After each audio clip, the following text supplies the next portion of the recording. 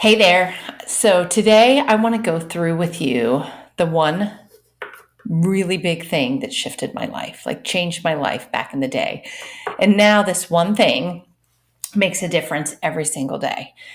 I say every single day. That's my goal. But yes, I fall off a lot and miss it. But I notice. And when I get back on, it makes a big difference. So back in the day when my kids were little, after I had my second, I went through like a rough time of postpartum depression, not feeling myself. I've talked about this before, written about it before, but if you've never heard it, in a nutshell, I just had never felt that way. I'd always been happy. I say happy. I'd always been healthy, worked out overall, life was fine. Like I'd never really, you have mood swings, you have good days, bad days, things bother you. I had gone through that. I definitely had some anxiety in college, grad school, mostly lots of stress and pressure that I worked through and a little bit after.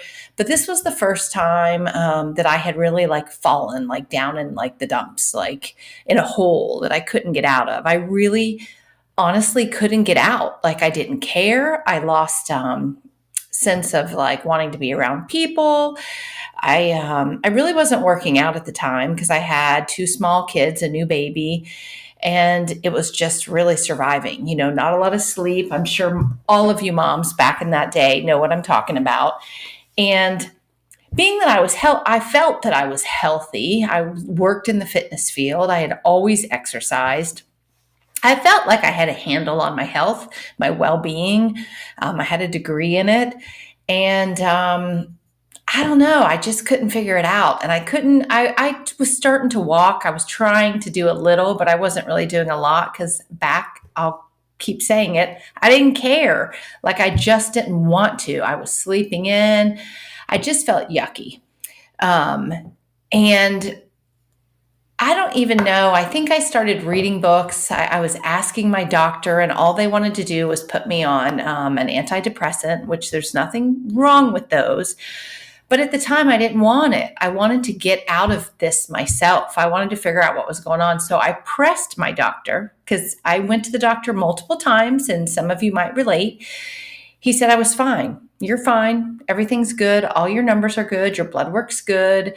You're probably just having a little postpartum because he knew I had a baby. And so I pressed him and I said, can you maybe dig deeper and make sure that maybe there's something else that I'm low on, missing? I don't know. Is there another panel of blood work you can look at? And he did.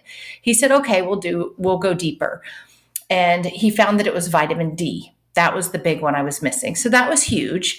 And fast forward, it took many, many months to figure it out because, as we all know, or we might not know, I didn't know at the time, that vitamin D, you need other things for it to be absorbed. You need to eat a really good, well-rounded meal, or else you need to take something with it. It's a combination.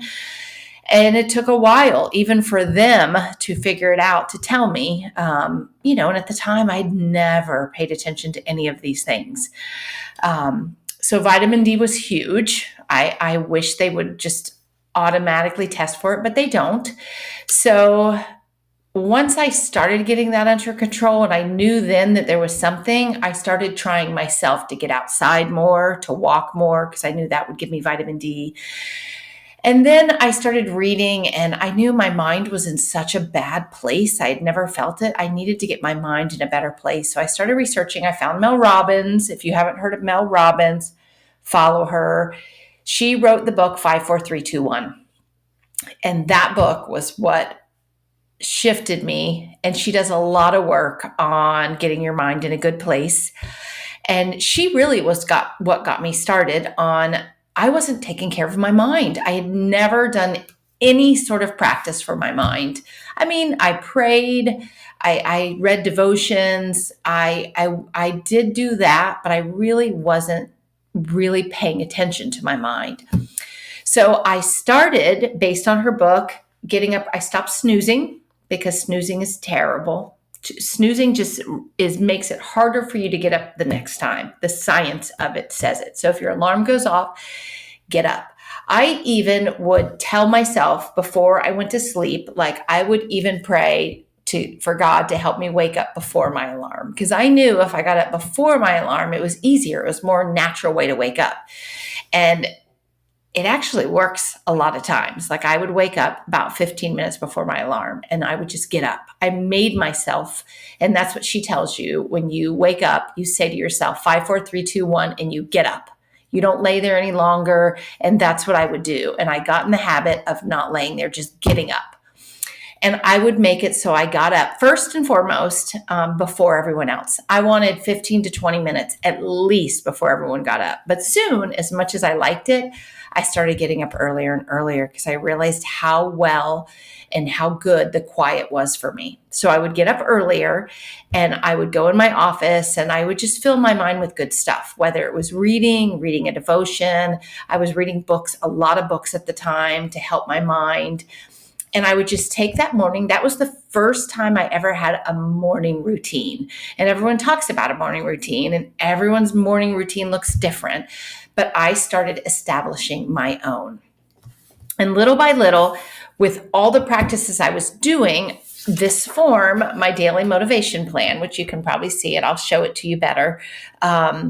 And I'm going to put a link below to download a free copy. I've been giving this out for years to all my people that follow me on my email list, but this is where it started. This is the sheet that shifted everything I did. I started going through this sheet every morning. And it took me a while to develop it because I was starting to do gratitude practice. I was starting to plan for the day. I was praying. I was doing all of those things, but then I decided to wrap it into one sheet. I finally created my own sheet just so I would have like a more organized way for my morning routine. And then I would just print like 7 of them every week and I would fill it out. The first 3 spots are things I'm grateful for. And I would just write, just like right now, if I was going to write, I would actually write the sentence out. I am grateful for. And so I would say, I am grateful for my family. I am grateful for my faith and God. I am grateful for my health and my family's health. Or I am grateful for this day, like being given this new day. So I would write at least 3. Sometimes I would cram more and if I wanted, but that was my gratitude practice first thing. And then the second space is for my focus for today. So I would write maybe 3 to 5 things that I wanted to focus on today. And if there was something I had to get done today, I would put a star by it or I'd make some sort of notation. I would put it first.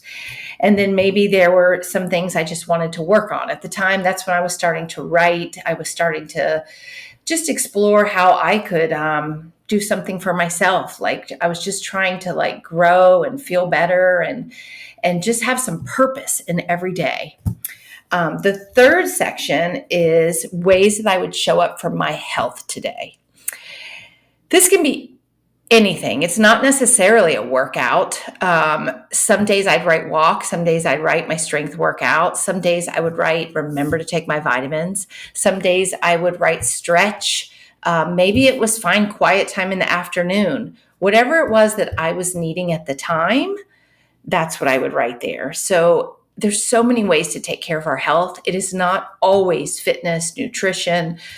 There's rest, there's quiet time, there's gratitude practice, there's mind work, there's spending time with your loved ones. Maybe it's saying no to something today, whatever. There's so many ways. Next was prayer reminders. So maybe it was, I'd put people's names down. It'd be something specific I'm praying for, but I would write in there like what it was I wanted to remember to pray for. And then it's my hopes and dreams. So there's things that have come and go in this section for me, but at that time, maybe it was, I can't remember back in the beginning, but it might have just been be more present with my kids, be a better wife, be a better mother, be more intentional this week with taking care of myself. I've had for a long time, I will write and publish a book on there because I really want to, and I'm constantly writing. I have all these things in my computer of writing ideas for books and books I've started.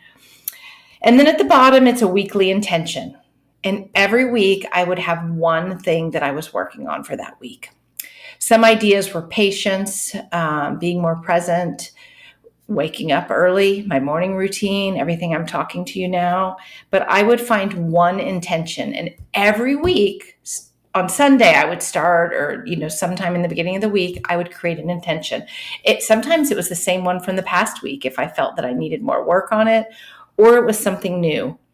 And really, this sheet didn't take me that long. Like, I'm explaining it to you now, but this sheet can take 5 minutes to fill out, 30 minutes. It's really up to you how much time you put in it.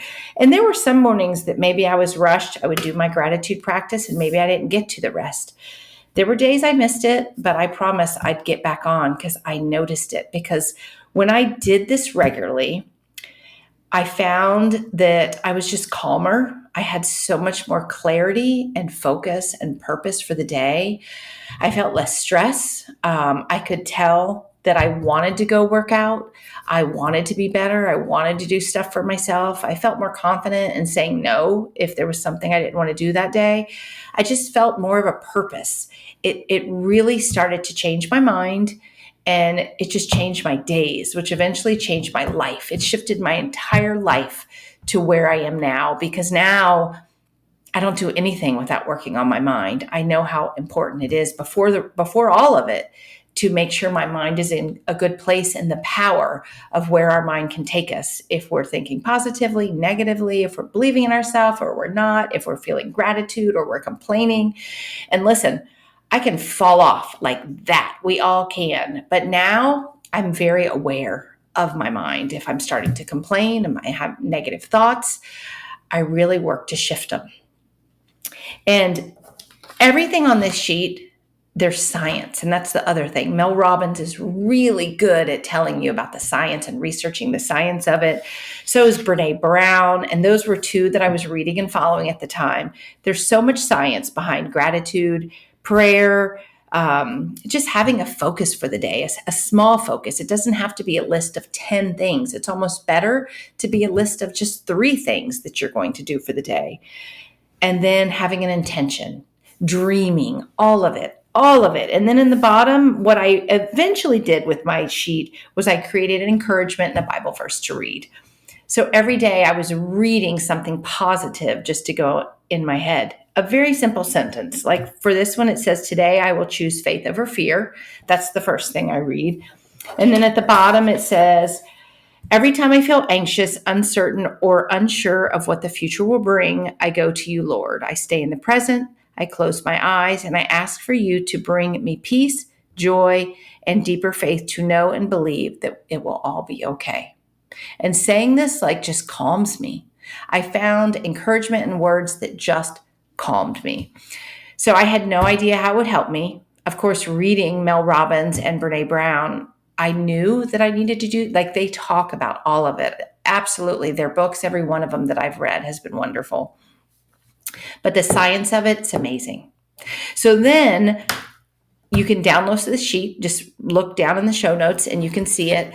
I eventually actually made a journal, and I made my own for myself before I even started selling it. I just printed enough sheets, and there's some other things in here that I'll go over in another video. But this is my daily surrender journal. It was the second one. And then this is the daily intentions journal. It was the first one that I made. So it's 12 weeks. And this sheet that I showed you, my daily motivation plan, is the basis for the whole journal. So every day you have one of these. And then there's a sheet to start the week. There's quotes, there's Bible verses.